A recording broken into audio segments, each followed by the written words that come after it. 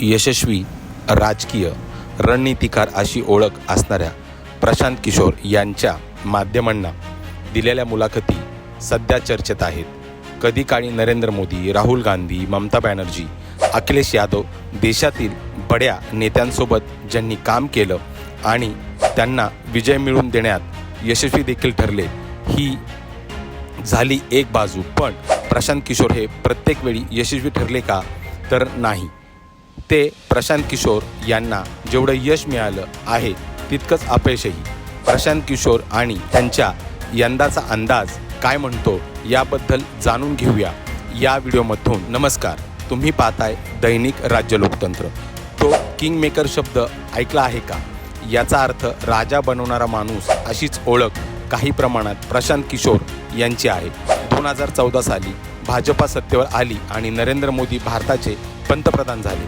या 2014 सालच्या निवडणुकीत भाजपाला यश मिळण्यात किशोर यांचा खारीचा वाटा होता असं म्हणलं जातं.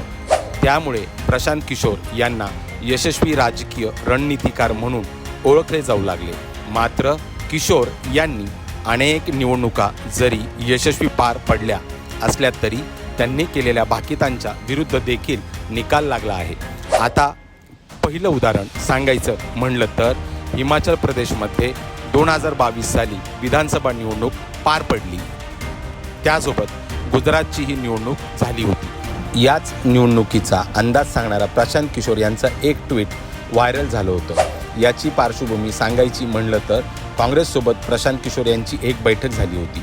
या बैठकीसाठी सोनिया गांधी आणि काँग्रेसचे काही दिग्गज नेते उपस्थित होते. या बैठकीत प्रशांत किशोर यांनी काँग्रेससाठी रिवायवल या योजना मांडली होती. ही योजना काँग्रेस नेत्यांना मान्य नसल्यामुळे प्रशांत किशोर यांनी काँग्रेससोबत काम करण्याचा विचार सोडून दिला. यानंतर मे 2022 मध्ये काँग्रेस पक्षाची उदयपूरमध्ये चिंतन शिबिर पार पडली.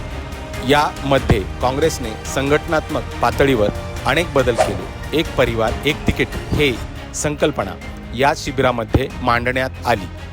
काँग्रेस पक्षाच्या या शिबिराबद्दल प्रशांत किशोर यांना विचारण्यात आलं होतं. तेव्हा त्यांनी ट्विट करून आपली प्रतिक्रिया कळवली होती. मला वारंवार उदयपूरच्या शिबिराबद्दल विचारलं जात आहे. माझ्या मते आगामी गुजरात आणि हिमाचल प्रदेशमध्ये काँग्रेसचा पराभव पर्यंत आहे. अशीच त्यांची फक्त स्थिती लांबण्याशिवाय आणि काँग्रेस नेतृत्वाबद्दल थोडा वेळ देण्याशिवाय यामध्ये काही अर्थपूर्ण साध्य करण्यात काँग्रेस पक्षाला अपयश आलेलं आहे असं प्रशांत किशोर यांनी त्यांच्या ट्विटमध्ये लिहिलं होतं. या ट्विटचा अर्थ काढला तर गुजरात आणि हिमाचल प्रदेश काँग्रेस निवडणूक हरणार आहे असा होता. गुजरातमध्ये किशोर यांचा अंदाज खरा ठरला, पण काँग्रेस हिमाचल प्रदेशमध्ये विजयी झाली आणि प्रशांत किशोर यांचा अंदाज चुकीचा ठरला. यानंतर डिसेंबर 2023 मध्ये राजस्थान, मध्य प्रदेश, छत्तीसगड, तेलंगणा आणि मिझोरम या 5 राज्यात विधानसभेच्या निवडणुका पार पडल्या. यापूर्वी सप्टेंबर 2023 प्रशांत किशोर यांनी माध्यमांना दिलेल्या मुलाखतीत 5 राज्यातील निवडणुकाबाबत भाष्य केलं होतं.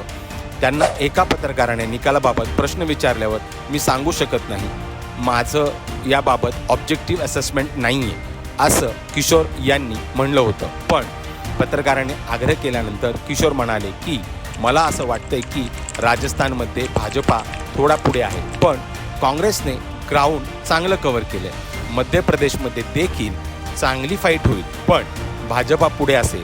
छत्तीसगडमध्ये सर्वजण सांगतात की काँग्रेस जिंकेल, पण इथली लढाई सोपी नाही. तर तेलंगणामध्ये BRS जिंकेल असा मला वाटतं, असा प्रशांत किशोर म्हणाले होते. आता प्रशांत किशोर यांच्या या अंदाजांना बघायचं झालं तर तेलंगणामध्ये BRSचा पराभव झाला होता. प्रशांत किशोर यांनी बाकीच्या जागीचा अंदाज खरा ठरला होता. प्रशांत किशोर यांनी पक्षासाठी राजकीय रणनीती आखण्याचं काम जरी सोडलं असलं तरी त्यांना हे काम करताना अपयश देखील आलं होतं. 2017 मध्ये उत्तर प्रदेश लोकसभेत निवडणुकीत काँग्रेस प्रशांत किशोर यांना निवडणुकांचं काम दिलं होतं. त्यांच्या सांगण्यावरून काँग्रेसने समाजवादी पक्षासोबत युती केली होती. यामध्ये यूपी के लडके हे कॅम्पेन देखील त्याचाच एक भाग होता. एवढंच करूनही काँग्रेसनं आणि सपाला मोठ्या पराभवाला सामोरं जावं लागलं होतं. काँग्रेसला फक्त 7 जागा तर सपाला 47 जागा मिळाल्या होत्या. ज्याप्रमाणे प्रशांत किशोर यांचे अंदाज बरोबर ठरतात तेवढेच चुकीचे देखील ठरताना दिसतात. सध्या लोकसभेच्या निवडणुका संपत आल्या आहेत. यावेळी प्रशांत किशोर यांनी भाजपाला 303 जागा जिंकून पुन्हा सत्तेत येईल असं सांगितलं आहे. 400 पार करणं भाजपाला शक्य नाही असेही यावेळी ते म्हणाले आहेत. भाजप पुन्हा सत्तेवर येईल. प्रशांत किशोरची ही भविष्यवाणी चुकीची ठरेल का बरोबर?